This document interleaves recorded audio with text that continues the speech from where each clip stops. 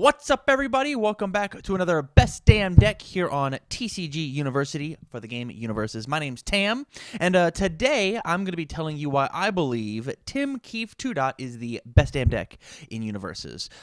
For my new people, we've took a small hiatus from this show in order to make sure that our campus championship ran smoothly for the first month, but we are back. We're going to be doing this at a more consistent basis, and I would love to hear your suggestions for who you would like to see as a best damn deck. Leave it in the comments down below or hit me up on patreon.com/TCG University. Let's jump into it. So here's the checklist that we're going to do. We're going to talk about what Tim Keefe does, why is that thing good, interesting interactions with this character, overcoming the weaknesses of the character, and then my final thoughts on the character as a whole. So Tim Keefe 2.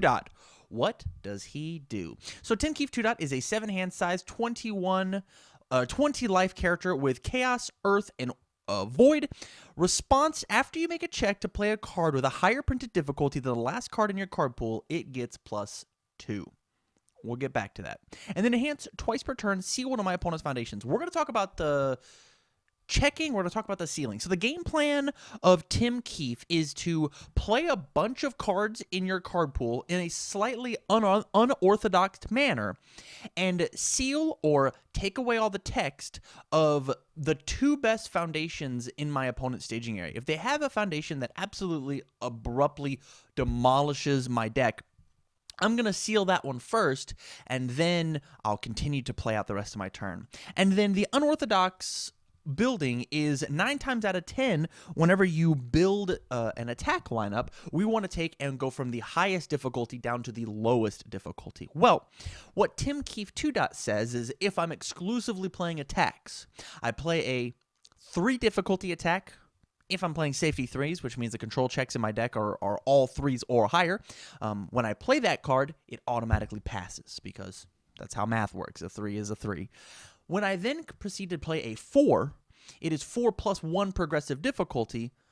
If I check that same 3, 4 + 1 meaning 5, if I check that 3, I can respond with Tim, and then it becomes a 5. So now every other attack that I play as it gets progressively bigger means that it gets -1 difficulty. This is scary because I'm allowed to play bigger strings later. Let's talk about why is this good. So this is good because I get to play bigger strings later. I get to play a weenie lead-in opening up jab attack followed by a big bomb as opposed to the opposite order. My opponent then has to deal with the jab, truly, or else I'm going to get some advantage, and then they have to deal with the bomb. It's very easy to accidentally get blown out on Tim Keefe on his 3rd attack, and his 3rd attack being the scariest, and him not have committed any foundations in order to do this. In addition to, twice per turn, seal your best answer. So, why is this good? I think the number one reason why this is good is under the Earth symbol. We get to do this Cassie Cage-esque building that I think is inherently the smartest way to play the game, genuinely. If I'm going to play a singular attack, or I'm going to play fairly large attacks, and I have a way to cheat the difficulty or cheat the control check as with Tim, the way that I want to build is actually foundation and then attack, foundation and then attack. Yes, this increases the difficulty of my attacks by 1, but as Tim, it doesn't because of the +2 to my check. And then at the end of my turn, after I've committed all these resources that I have built up on previous turns, I then bring down a bunch of ready foundations. So now my opponent's turn, I still get to do the cool response on block. I'll block with this 3 difficulty 0 mid block, and then I'll block with this 5 difficulty 3 mid block because of the plus on Tim. Because he looks at the difficulty, it doesn't matter the block modifier. I'm going to get +2 to my check. So I bring down all these foundations, and then I have a true defensive turn on my opponent's turn. I've committed out all of my cards, but instead of playing a bunch of attacks and now I'm ready to be backswung, I'm a 7-hand size character with 20 life. It can happen quite easily. I have these true defensive pieces in order to play the game. This is especially prevalent under Earth because of cards like Nutcracker and such and such. Why is this character, Tim Keefe, good? Under 2 of his symbols, Chaos and Earth, we have an attack called Gimbu Boulder Barrage, I believe is the name of the card. It is a 5 difficulty attack that creates a copy of itself. It is a 4 mid for 8. It does check a 1, but in Tim, it checks a 3 sometimes. The card makes a copy of itself, and it is a 4 mid for 8 flash twice, and then the flash discards itself from the card pool. So as we are playing our big strings, on turn 1, if Tim is ready, I can play a foundation that ignores progressive difficulty, like Sense of Morals, and then proceed to play Gimbu Boulder Barrage on a 5. I check my 3. I then respond with Tim. I've now checked a 5. I've got 4 mid for 8, 4 mid for 8 coming on you, at you, and I've built no foundations. It's a flash attack. The foundations my opponent have built do not matter either. Even if they did take away the flash mechanic, I'm ready. I get to seal 2 cards when it happens. In addition to that, we get to play big late chains like Nutcracker and Missile Launcher. We can play Queen of Hearts under the Void symbol, which is really, really cool. We get to play Ghost Thief Funeral under Chaos, which is a really fantastic card to be playing as your 4th card. It's a 6 mid for 6 that says if they don't block, they burn for 3. I draw 3 cards. And as Tim, I'm for sure going to be able to play and pass those other cards. Very, very strong. Interesting interactions. So as I mentioned earlier with the Earth build, an interesting interaction that is not necessarily game breaking, but can certainly push the game to such a volatile state for my opponent when I'm playing as Tim Keefe is the card Power Flip. Power Flip says enhance, add all foundations from my card pool to my staging area. So I take and I play a foundation, I play an attack, I play a foundation, I play Power Flip. Any of my Earth foundations that have a bonus for putting themselves from my staging area up into my card pool, I then get to bring them back down. So the main two that come to mind currently are Fusion Refusal, which is enhance, add this card to your card pool. This attack gets +2 or -2 damage. On our Power Flip, we're going to give it +2. And then Bastion Stance, which says enhance, add this card to the card pool. Your opponent adds one of their committed cards to the card pool. Power Flip has stun 1. So I'll stun 1. I'll pass this without committing anything as my 4th card. I'll add 3 cards up to my card pool and then move them all back down as Tim. I've now got a fully cleared card pool. I've got a 5 difficulty attack, so now I can play under Earth, I don't know, a Dark Chirito.